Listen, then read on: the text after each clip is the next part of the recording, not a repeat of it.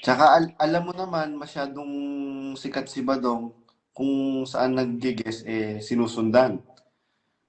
Sundan. Nire-record ka pa nga niya. Nire-record pa nga nila, di ba? Basta ako, malaki ang pagpapasalamat ko sa Diyos dahil maraming nakakalaya at maraming lumaya. Kaya Oo. galit na galit si Daniel Rason sa akin. At hindi lang si Daniel Rason ang galit na galit sa akin. Pati si Efren Baking at Resty Reyes. Biruin mo, Efren Baking, meron ka na naman palang bagong sasakyan dyan sa Australia. 3 na pala yung sasakyan mo dyan sa Australia at ilan yung bahay mo sa Australia. Sinong nagbabayad? Meron ka bang pambayad, Efren Baking? Ano lang naman ano bang trabaho mo? Kapal ng pagmumukha ninyo? Mga hinayupak kayo? Ngayon, mga kapatid, magagalit kayo sa amin. Magagalit kayo sa... E di, magalit kayo sa amin. Magalit kayo sa akin. Wala akong pakialam. Kasi, unang-una, sino bang magsasuffer? Kayo rin naman ang magsasuffer eh. Kung gusto nyong manatili dyan, sige, magpakapanati ko kayo. Sige, itulong ninyo yung ano, sabi nga nung pinost ko, nasa GC natin yun eh. Isa yon sa mga miyembro ng royal family sa Brazil. Alin sino yun, bro? Kung maalala eh, sino? Sabi niya, pinost ko yun eh, sabi niya ganyan, mga kapatid, mag-invest po kayo para sa pamilya ninyo. Marami na pong property ang mga apo ni Brad Ellie. Oo Buhay nga, pa po si tama. Brad Ellie, pinag-iipon niya na. Sabi ko nga po, biro mo nung kausap ako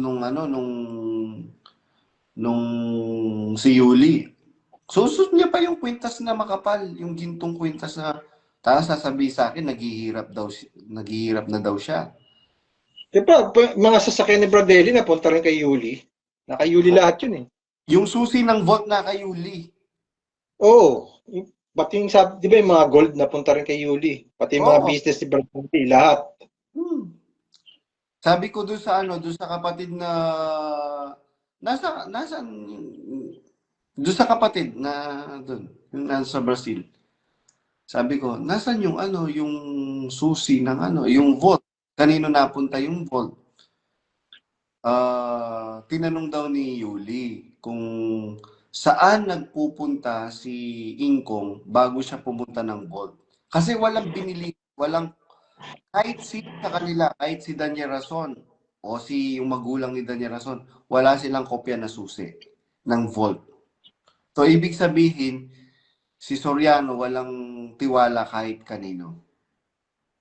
Ngayon, tinanong ni Yuli, saan nagpupunta si Ingkong bago siya pumunta ng vault?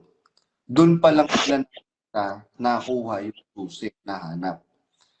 Tapos, yung susi na kay Yuli. Kaya mga kapatid, sabi ko nga po sa inyo, nakalaya na po tayo, wag na po tayong magpapakulto. Kapag nagpakulto pa po tayo, problema nyo na po yun. Hindi na po Oo. namin saklaw yan. Galing ka sa kulto tapos ano ka pa, binwit pa ka pa ulit sa another kulto, di ba? Yun nga Kung yung ayaw, kung ayaw nyo na pong maniwala sa mga religion, okay lang naman yan. Basta maging, maging mabuti po kayong tao. Oo, tama, tama. Yun yung ikakaligtas natin. Hindi naman tatanungin ng Diyos, ano yung relihiyon mo? Wala pong ganun. Wala kayong mababasang ganun sa Biblia. Ang nakasulat,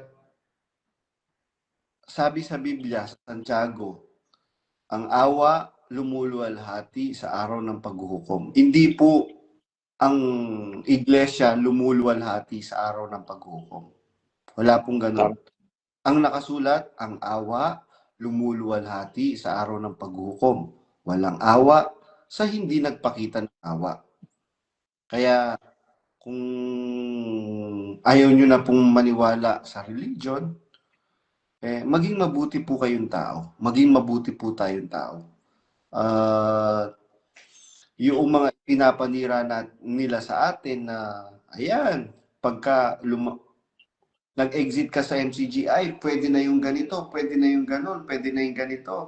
Pwede ka nang uminom ng alak, pwede ka na magpakulay ng buhok, pwede ka na magpatattoo, pwede ka nang et cetera, et cetera. Sabi ko nga doon sa kapatid na na nag-send sa akin nung ano na yon. Sabi ko, sila ang gumagawa niyan eh. Ba't nila ibibintang sa atin? Sino bang tagtad ng tattoo? Biro mo, apo ka ni Soriano, tagtad ka ng tattoo, ba't di ka natiwalag? Oo, bakit di sinasaway ni Brad Eli yung dati, di ba? Oo. At biro mo, kapatid ka Ano ni, bunsong kapatid ka ni adopted brother ka ni Daniel Rason. Pero nagda-drugs ka, ba't di ka natiwalag? Bukod sa nagda-drugs ka, nagkakasino ka pa.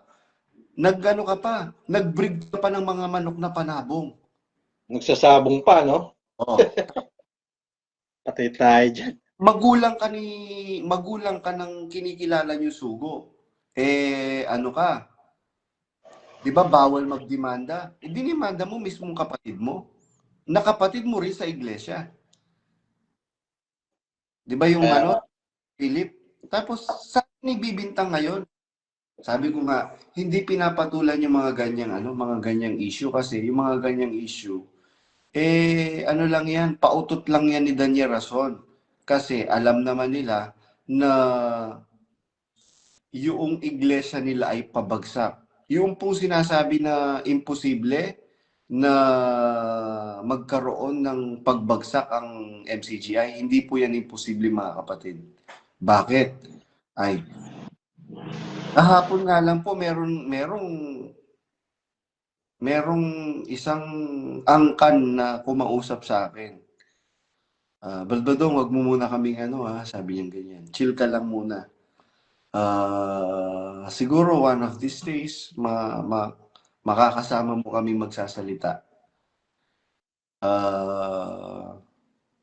Basta chill lang po kayo at nagpapasalamat kami dahil because of you, napatunayan namin at nalaman namin na hindi totoo yung iglesia na pinagmalasakitan namin ng mahabang panahon. Sabi nga nila, any form of help, do not hesitate to tell us. Sabi ko, salamat po. I highly appreciate the gesture na ng pagtulong. Sabi kong ganyan. And bahala na po ang Diyos na gumanti sa inyo. Yun. Tapos 2 days ago, yung live ko, yung huling live ko, may nanonood na kay MP nun. Bro, in fairness bro, sabi sa akin ni Brad, lagi kong kausap, sabi niya. Oh. Fairness kay, nung lumabas ka daw, nung lumabas daw si Brad Badong, madami daw, yung kapatid na naliwanagan. Kaya kumbaga, ikaw rin yung naging daan sa mga kapatid na naglabasan ngayon. Bakit? Biglang dumami naglabasan eh. Diba? Kaya, ewan ko ba? Ikaw yung naging daan. Wala naman ako intention sumikat. Basta ang intention ko lang nung nagsalita ako para ipaalam sa mga kapatid, pinaglololo ko na lang po kayo dyan. Expose. Para ma-expose na. Oo. Yung kapatid bang sinasabi mo, reliable ba yon? Oo. Oo, syempre, reliable yun. Laging kasama ni Brad Daly sa yun eh. Brazil yun. Pinatang ng Brazil, kasama niya yun. Oo. Magbibigyan kami bukas eh. At saka sa Pilipinas, nabanggit ba nung kausap niyo na yun, yung ibang mga nagsasalita? Oo. Ano si sabi? KDR. Hindi, yung ibang nagsasalita. Tsaka alam mo naman, masyadong sikat si Badong kung saan nag-guess, sinusundan. Sundan. Nire-record ka pa nga niya. Nire-record pa nga nila, di ba? Ayan. Basta ako, malaki ang pagpapasalamat ko sa Diyos dahil maraming nakakalaya at maraming lumaya. Kaya Oo. galit na galit si Daniel Rason sa akin. At hindi lang si Daniel Rason ang galit na galit sa akin. Pati si Efren Baking at Resty Reyes. Biruin mo, Efren Baking, meron ka na naman palang bagong sasakyan dyan sa Australia. 3 na pala yung sasakyan mo dyan sa Australia at ilan yung bahay mo sa Australia. Sinong nagbabayad? Meron ka bang pambayad, Efren Baking? Ano lang naman ano ba trabaho mo? Kapal ng pagmumukha ninyo. Mga hinayupak kayo. Ngayon, mga kapatid, magagalit kayo sa amin. Magagalit kayo sa... magalit kayo sa amin. Magalit kayo sa akin. Wala akong pakialam. Kasi, unang-una, sino bang magsasuffer? Kayo rin naman ang magsasuffer eh. Kung gusto nyong manatili dyan, sige, magpakapanati ko kayo. Sige, itulong ninyo yung sabi nga nung pinost ko, nasa GC natin yun eh. Isa yon sa mga miyembro ng royal family sa Brazil. Alin sino yun, bro? Kung maalala eh, sino? Sabi niya, pinost ko yun eh, sabi niya ganyan, mga kapatid, mag-invest po kayo para sa pamilya ninyo. Marami na pong property ang mga apo ni Brad Ellie. Oo Buhay nga, pa po si tama. Brad Ellie, pinag-iipon niya na. Sabi ko nga po, biro mo nung kausap ako nung si Yuli. Susut niya pa yung kwintas na makapal, yung gintong kwintas na tapos sasabihin sa akin, naghihirap na daw siya. Diba, mga sasakyan ni Bradelli napunta rin kay Yuli. Naka-Yuli lahat yun eh. Yung susi ng vault na kay Yuli. Oo. Pati yung sabi, di ba yung mga gold napunta rin kay Yuli. Pati yung mga Oo. business ni Bradelli, lahat. Sabi ko doon sa kapatid na doon sa kapatid na doon, yung nasa Brazil. Sabi ko, nasan yung yung susi ng yung vault? Kanino napunta yung vault? Tinanong daw ni Yuli kung saan nagpupunta si Ingkong bago siya pumunta ng vault. Kasi walang kahit si sa kanila, kahit si Daniel Rason o yung magulang ni Daniel Rason, wala silang kopya na susi ng vault. So, ibig sabihin, si Soriano walang tiwala kahit kanino. Ngayon, tinanong ni Yuli, saan nagpupunta si Ingkong bago siya pumunta ng vault? Doon pa lang sila nakuha yung susi na hanap.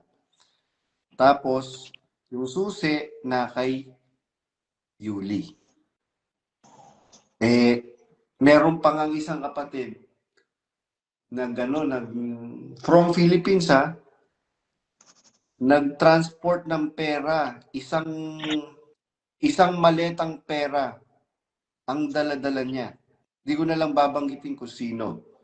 Saan napunta yung yung pagdating niya kasi doon, ilang days lang namatay na si